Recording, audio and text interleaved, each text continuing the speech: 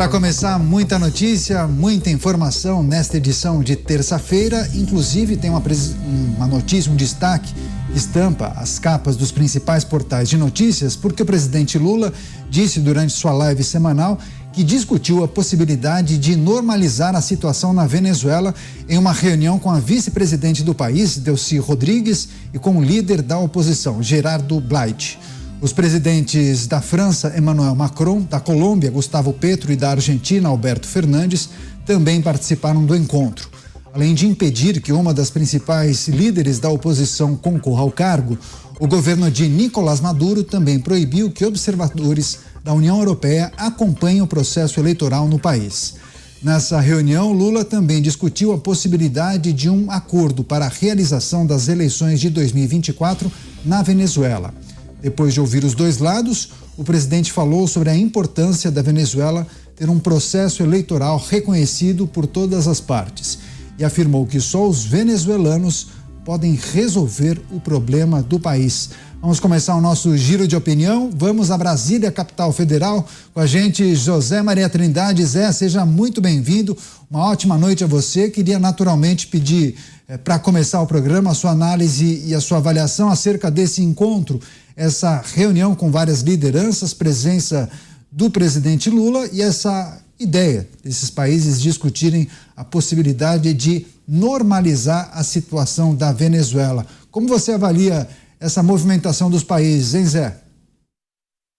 O grande comentário aqui é exatamente isso. Como escravizados podem resolver os seus próprios problemas, né? Muito boa noite, Daniel. Boa noite, Cristiano. Seja bem-vindo aqui a esse grupo bom e que tem força, viu? Boa noite, Pavinato. Boa noite, Dantas, que está aqui comigo em Brasília. E boa noite a você, que sempre está aqui nos prestigiando e é uma participação importante aqui nos Pingos. Olha, o presidente Lula decidiu que o seu nome estará no Panteão Internacional dos Heróis. É uma decisão dele. E é por isso que ele aposta muito nesta pauta internacional e mantém uma postura bem acima do que ele merece, bem acima até do que ele pensa. E quer liderar uma paz mundial e não consegue. Veja bem, esta fala do presidente Lula é uma demonstração de fragilidade dele e do próprio Brasil. Agora você imagina, o país vive uma ditadura, né? É um presidente que faz de conta que tem uma eleição que não tem eleição, faz de conta que existe democracia na Venezuela e não existe. Os mais fortes, os que pensam mais na Venezuela, já saíram de lá e estão saindo cada dia mais, indo para o Brasil e outros países. O Brasil não é o principal alvo dos venezuelanos, até pela barreira da língua, né? Eles preferem a Argentina e outros países.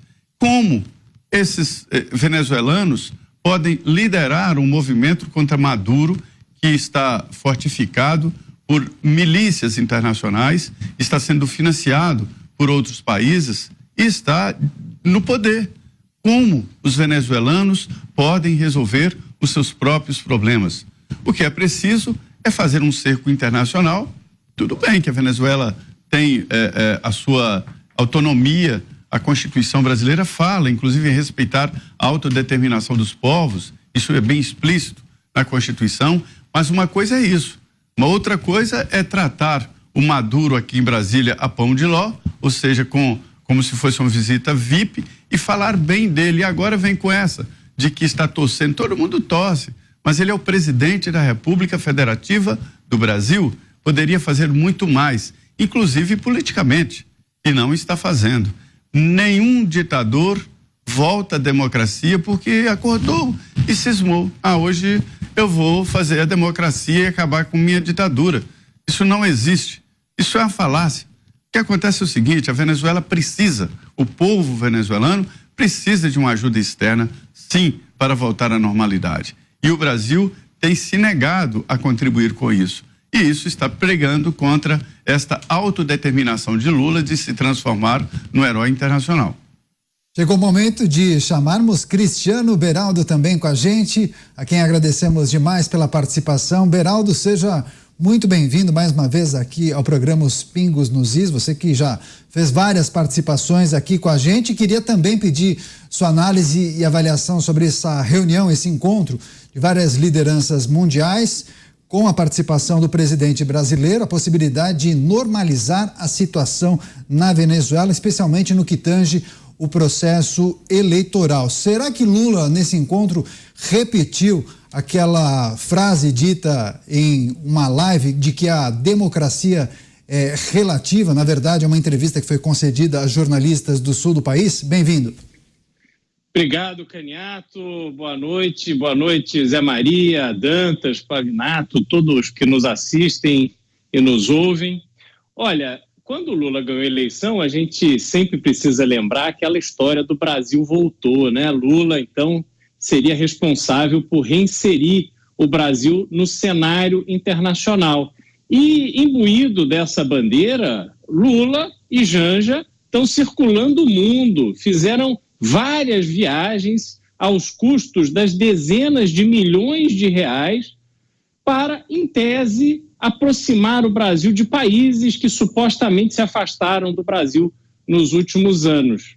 E aí a gente vem assistindo Lula dar demonstrações cada vez mais claras de que esta visão míope que ele próprio tem do mundo não faz mais sentido no que é o mundo hoje. Lula vive ainda aquela realidade que ele deixou quando saiu da presidência lá para Dilma assumir em 2010.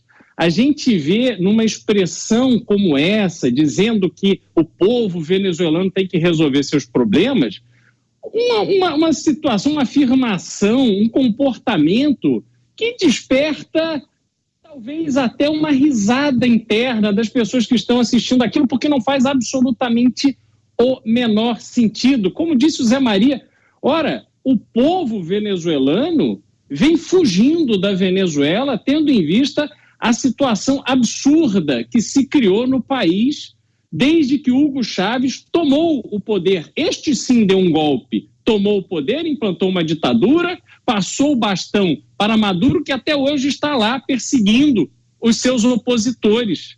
Eu estou nos Estados Unidos essa semana e tive a oportunidade de conversar com 2 venezuelanos. Um dirigindo um táxi, tinha uma pousada no interior da Venezuela e quando houve a tomada do poder pelo Hugo Chávez, o exército o tirou da sua pousada. Ele perdeu o seu negócio, teve que ir embora com a sua família e veio para os Estados Unidos, aonde hoje dirige um táxi. E outro, um médico venezuelano, que também saiu de lá com sua família há 4 anos e hoje dirige Uber em Miami, um médico. Essa é a realidade da Venezuela. Essas pessoas que, formadas, com experiência na iniciativa privada, empreendedores e tal, mas não conseguiram resgatar o poder soberano que a população de um país deve ter. E aí vem o Lula querer normalizar este absurdo. A Venezuela é um mal a ser combatido. E quando o Lula tem esse tipo de comportamento, profere este tipo de raciocínio, a minha preocupação é que este pensamento é o que, na verdade, Lula quer trazer para o Brasil. É o recado de que ninguém de fora tem que se meter no que acontece aqui. E Lula vai alimentando a polarização política, apesar de ter sido eleito com discurso de paz e amor. Ele vai percorrendo os caminhos para que ele consiga voltar a colocar a esquerda como um poder aqui majoritário no Brasil. E já vai passando esses recados, vai se aproximando do que há de pior no mundo. Esta passagem de Lula neste encontro tem reforçado o que ele demonstra desde que voltou pela 3ª vez à presidência na República.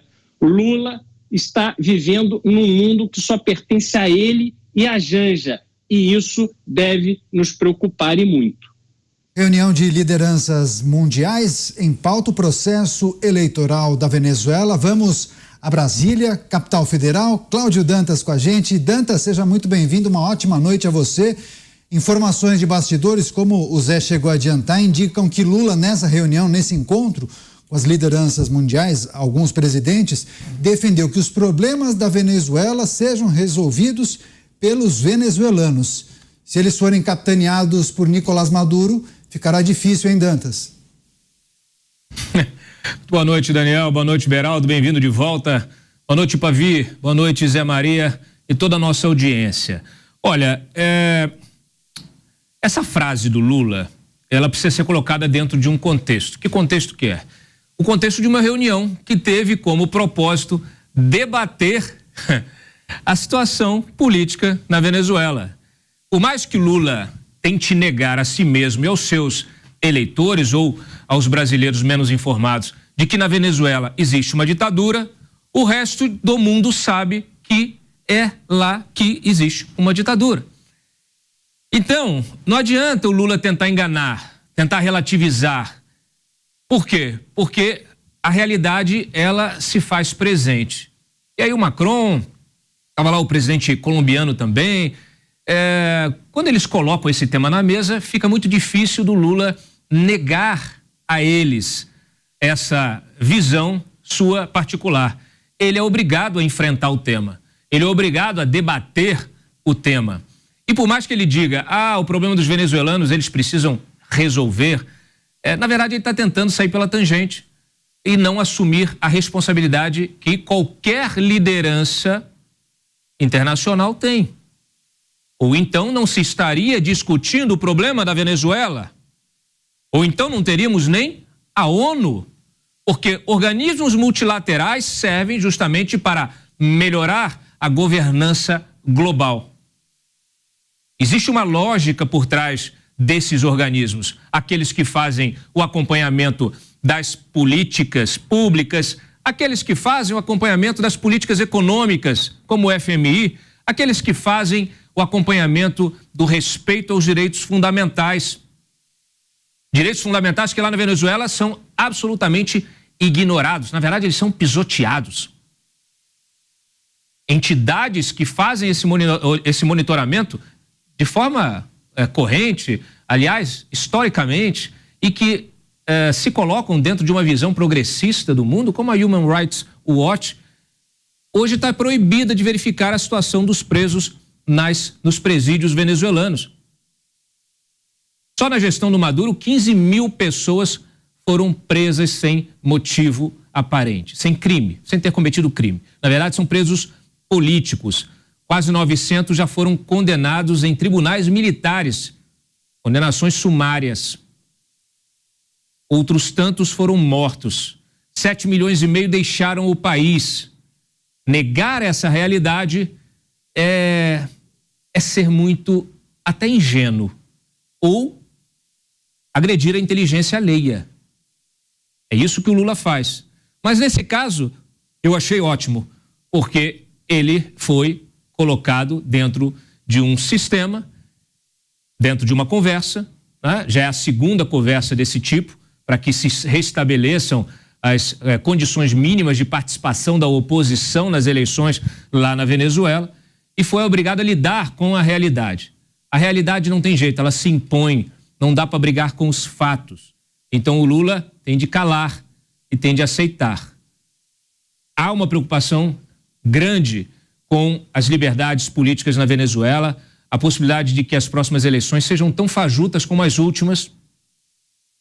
A última eleição que teve parlamentar, o resultado foi justamente a retirada arbitrária de opositores. Assim fica fácil vencer qualquer eleição. É isso que acontece, por exemplo, na Nicarágua de Daniel Ortega, em que ele concorreu à última eleição contra 5 candidatos e nenhum deles estava no país ou estava livre no país. Ou estavam no exílio ou estavam presos. Mesmo assim, o PT soltou uma nota comemorando a festa da democracia na Nicarágua e a vitória do seu amigo Daniel Ortega, seu amigo ditador. O único problema dessa situação, quando a gente tem à frente um sistema, um regime de força autoritário, ditatorial, é porque nenhum tirano, ele aceita deixar o poder de forma democrática, porque ele sabe que será cobrado pelos crimes que cometeu para se manter no poder. E a lista dos crimes cometidos por Nicolás Maduro é longa. A gente continua o nosso giro de análises e opiniões. Tiago Pavinato com a gente aqui nos estúdios da Jovem Pan News em São Paulo.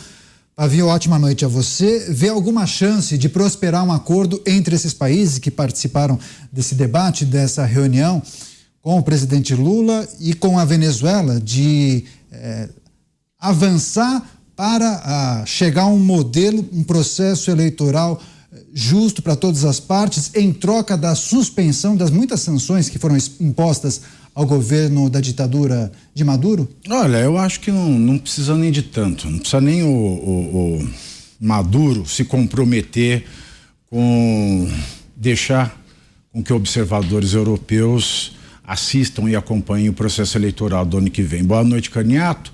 Boa noite, Dantas. Boa noite, Zé. Boa noite, Beraldo. Boa noite a nossa audiência. É claro que nós precisamos tomar como paradigma o caso dos Estados Unidos para responder a tua pergunta. Porque quando o Biden, né, assumiu a presidência, ele entrou naquela onda, né, do progressismo que temperou o Partido Democrata, pelo menos a militância do Partido Democrata, e relegou a matriz energética, que é o petróleo. Em determinado momento, então, Biden se viu necessitado de petróleo. O que ele fez? Bom, nós condenamos a Venezuela, temos sanções em cima da Venezuela, mas nós precisamos de petróleo. Então, vamos fazer uma exceçãozinha aqui, que eu preciso de petróleo. E aí ele deu uma sobrevida significativa para o regime Maduro. Tanto que esse respiro econômico bastante elitizado da Venezuela decorre da compra de petróleo pelos Estados Unidos, de Joe Biden, do regime que ele tanto condena, que tantas sanções os Estados Unidos impôs e que joga por terra, portanto, o argumento de ser um país defensor da democracia e dos direitos humanos. Porque quando eu preciso de petróleo, eu preciso de petróleo. E a coisa vai do mesmo jeito, vai no mesmo sentido, vai pro mesmo caminho na União Europeia. Quando começou essa guerra Rússia-Ucrânia, Putin, ele começou a racionar, principalmente o gás. Aí a Europa se viu com sérios problemas para sua população. Sua população precisa sobreviver. O inverno foi o período mais difícil e estima-se que essa fechada de torneira no gasoduto por parte da Rússia tenha matado tanto quanto a Covid-19 na época do inverno. Ora, precisamos proteger a população europeia, então vamos para as termoelétricas, vamos para as fontes sujas, mas não é todo país que pode fazer isso, que tem recursos para fazer isso, então eles precisam de matriz energética de outros países. Então, hoje, o que se vê na reunião da CELAC-UE, que parece sei lá o quê, né? Convenção dos Estados Latino-Americanos e Caribenhos / UE, União Europeia, CELAC-UE, sei lá o quê. O verde, a pauta verde, a pauta ambiental, a plantinha nativa da floresta amazônica vale mais do que a vida de uma criança que morre de fome e de cólera na Venezuela. Então é capaz que se feche os olhos para essa crise humanitária e fique se dando volta em torno do verde, do verde, do verde, do verde, do verde. Porque no fim das contas é um topa tudo por dinheiro. A Venezuela tem petróleo, a União Europeia precisa de petróleo, precisa de matriz energética, precisa manter a qualidade de vida do seu povo, aliás, antes da qualidade de vida, manter a própria vida do seu povo. Então a vida do venezuelano não é tão importante assim. Ora. Precisamos aqui, não vamos forçar a mão. E eu acho engraçado que esses governos progressistas, né, a exemplo do governo atual aqui no Brasil, que de progresso não traz nenhum progressismo, e o Macron na França, eles, na época da pandemia, né, eram sempre os que diziam: a vida humana é o mais importante, a economia a gente vê depois. A vida é mais importante, a economia a gente vê depois. Agora, a vida humana da Venezuela não deve estar valendo nada. Deve ser a carne mais barata do mercado, é a carne venezuelana. Parafraseando aqui aquela música cantada pela imortal Elza Soares, que falava que a carne mais barata do mercado é a carne negra. A carne mais barata no mercado mundial hoje é a carne venezuelana, porque ninguém está preocupado com quem sofre hoje, com quem está preso injustamente hoje, com a mulher que é estuprada hoje nas prisões, que é torturada hoje nas prisões, com quem morre hoje, vai morrer amanhã por conta desse regime desumanitário. E quando eu vejo essa reunião com Macron, com Lula, um chavista ou madurista e um oposicionista venezuelano, primeiro eu acho muito estranho. Quem é esta figura de oposição da Venezuela que foi lá para sei lá o quê? Quem é? Eu fico imaginando que opositor é esse, um opositor autorizado a viajar e a tratar dos problemas da Venezuela abertamente com a União Europeia. Eu fico pensando cá com os meus botões, posso estar enganado, mas esse opositor, essa oposicionista venezuelana, não seria alguma espécie de índio do Gugu Liberato ou PCC do Gugu Liberato, alguma coisa ensaiada? Porque quando o Lula fala em normalizar não é trazer o estado de insanidade que vive a Venezuela para um estado normal de direitos humanos. Normalizar quer dizer tornar normal o estado de insanidade, ou seja, trazer para dentro a força do significado de normalidade, o estado de barbárie que vive a Venezuela sob Nicolás Maduro. É isso que ele quer dizer com normalizar. Ele não dá uma pista, uma chance, uma ideia para que se participe, para que se fiscalize, para que se averigue que as eleições que vão acontecer de maneira transparente, de maneira honesta. Não, ele fala assim, olha, oposição da Venezuela, indígena do Gugu Liberato, vocês têm que aceitar o que é e tocar para adiante. É isso que ele acabou propondo no frigir dos ovos. E a União Europeia, ela não está se importando muito com isso, não. Ela está mais se importando com o efeito da flatulência do boi Nelore na camada de ozônio do que com a vida de uma mulher oposicionista que está encarcerada e sendo torturada na Venezuela. E por fim, quando o Lula fala o problema da Venezuela tem que ser resolvida pelo povo venezuelano, ele repete aqui uma lógica, prestem atenção para não tirar do contexto, principalmente os jornalistas do consórcio, os jornalistas progressistas que gostam de recortar tudo que eu falo. Vocês não tiveram aula de história e língua portuguesa e coisa e tal, então presta atenção, para não errar na prova. Quando o Lula fala isso, de que o problema da Venezuela tem que ser resolvido pelos venezuelanos, ele repete um argumento que possibilitou Hitler levar a Europa a uma segunda grande guerra, a uma segunda guerra mundial. Que argumento é esse? O argumento da autodeterminação dos povos. O argumento da autodeterminação dos povos o argumento é um direito dos estados, dos países, que estava previsto na Carta das Nações depois da Primeira Guerra Mundial.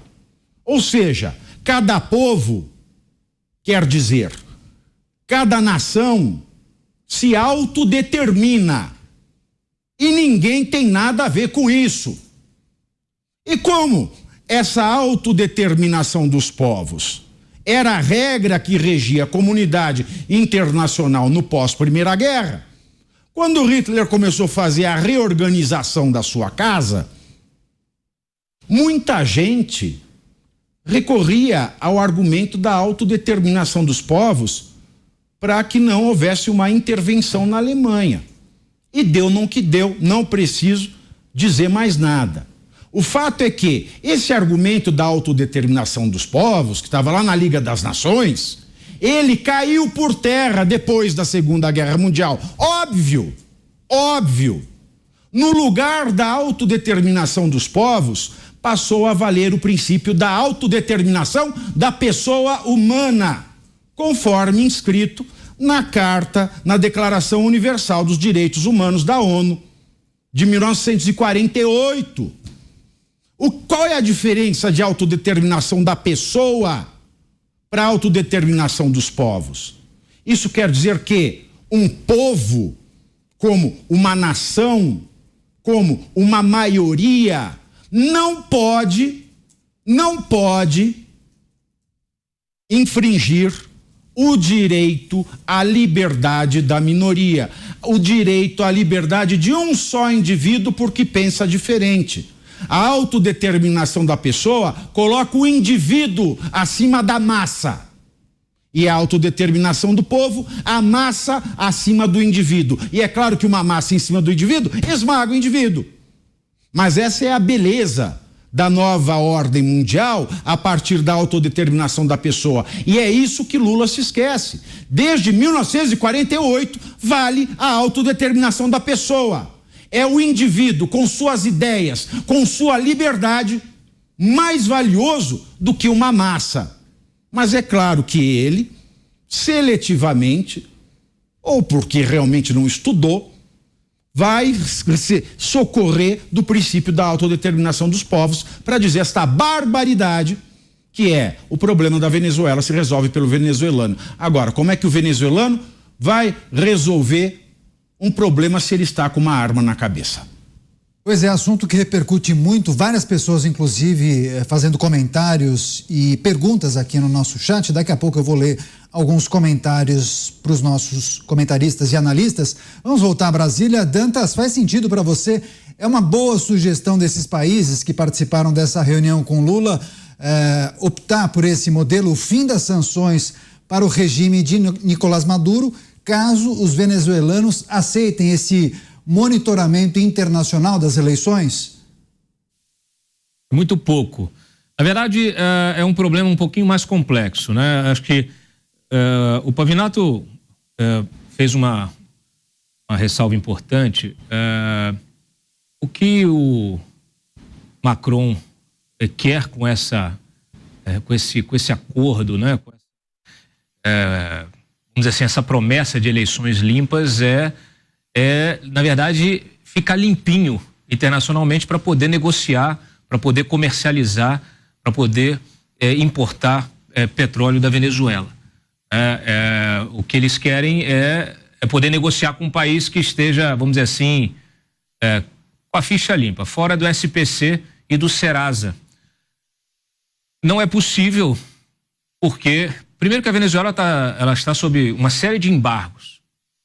Esses embargos são, se eles resultam, né, num isolamento necessário, no isolamento, vamos dizer assim, que realmente force o governo do Nicolás Maduro a ceder a essa pressão internacional, aí são outras, aí é que a gente precisa se debruçar sobre esse tema. Por quê? A gente tem vários outros exemplos na política internacional, na história das relações internacionais. Cuba é um desses exemplos, que demonstram claramente que certas políticas de embargo, de sanção, o Irã também é um exemplo, elas têm efeito limitado. Normalmente, elas acabam prejudicando a economia daquele país de uma forma geral, fazendo com que muitas pessoas, muitos cidadãos, empresários, comerciantes, etc., acabem tendo de deixar o país. E aí, a elite que domina com o uso, né, da força militar, essa elite política que domina o resto do país com o uso da força militar, fica livre para submeter, para subjugar o resto da população normalmente miserável, sem recursos nem de educação, intelectuais ou mesmo recursos financeiros ou muito menos políticos para reagir a isso, muito menos para resolver o problema. Por isso que não é possível simplesmente deixar que os venezuelanos resolvam os seus próprios problemas. Não, na verdade, é entregar os venezuelanos à fera, à ditadura que mata, que estupra, que tortura. Então, o que precisa acontecer é uma modulação dessas sanções. São sanções individuais contra as lideranças, esses indivíduos que integram esse regime de força, justamente para que eles não possam pisar fora do país, não possam fazer qualquer tipo de viagem sem o risco de serem presos. Infelizmente, se um país ou outro abre mão, né, de seguir essa recomendação, aí nada funciona, vira festa. Isso faz, por exemplo, com que vários oligarcas russos, apoiadores da autocracia lá também, da tirania do Putin, tivessem todo o seu patrimônio na Europa, em Londres, né? Muitos com mansões, com castelos, com iates, justamente desfrutando dessa riqueza que eles assaltam, que eles roubam, que eles dilapidam do país, do seu próprio povo. Então essa discussão sobre sanções, ela nunca poderá ser simplificada dessa maneira como se quer.